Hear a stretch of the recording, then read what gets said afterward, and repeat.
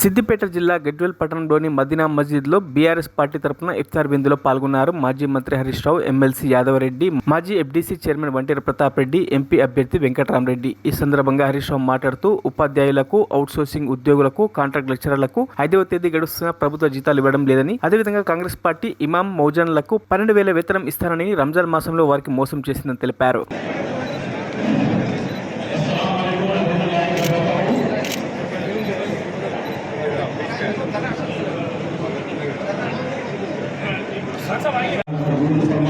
जितनी भी परवरदिगार से मुस्लिम जमात मौला सबके अंदर इत्तेहाद इत्तेफाक अल्लाह सुब्हानहू व तआला फरमा आयशा ने का फरमा या रब्बानी सबकी दिलों से नीलों को फूल फरमा या रब्बानी परवरदिगार तमाम जहान के लोगों की मौला हिफाजत फरमा बेखुसूस मौला ताला तेलंगाना स्टेट की मौला ताला हिफाजत फरमा यहाँ आने वाले सबकी मौला ताला जान माल आल इज्जत आपको हिफाजत फरमा या